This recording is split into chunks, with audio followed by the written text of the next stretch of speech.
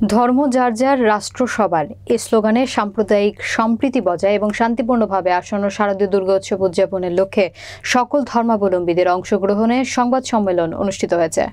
নেত্রকোনার নিজস্ব প্রতিনিধি হৃদয় রায় সজীবের প্রতিবেদনে থাকছে বিস্তারিত।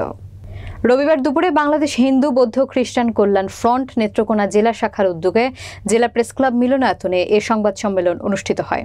বাংলাদেশ হিন্দু বৌদ্ধ খ্রিস্টান কল্যাণ ফ্রন্ট ময়মনসিংহ বিভাগীয় সাংগঠনিক সম্পাদক শ্যামল ভৌমিকের সভাপতিত্বে সম্মেলনে বক্তব্য রাখেন জেলা প্রেস ক্লাব সদস্য সচিব কিবরিয়া চৌধুরী হেলিম, জেলা বিএনপির যুগ্ম আহ্বায়ক এস.এম. মনিরুজ্জামান দুদু, বিএনপি নেতা ইসলাম উদ্দিন খান চঞ্চল, জেলা যুবদলের সাবেক সাধারণ সম্পাদক শাহাবুদ্দিন খান রিপন, জেলা স্বেচ্ছাসেবক দলের সাধারণ সম্পাদক অ্যাডভোকেট খালিদ সাইফুল্লাহ মুন্না, জেলা ছাত্র দলের সাধারণ সম্পাদক অনিক মাহবুব চৌধুরী, বাংলাদেশ হিন্দু বৌদ্ধ খ্রিস্টান কল্যাণ ফ্রন্ট জেলা শাখার সাবেক সাধারণ সম্পাদক জীবন ঘোষ, বাংলাদেশ হিন্দু বৌদ্ধ খ্রিস্টান কল্যাণ ফ্রন্ট কেন্দ্রীয় যুগ্ম মহাসচিব মানিক তালুকদার সহ অনেকে। এ সময় বক্তারা আসন্ন শারদীয় দুর্গা পূজা উৎসব সৌহার্দ্য এবং শান্তিপূর্ণ উদযাপন সকলের সহযোগিতা কামনা করেন।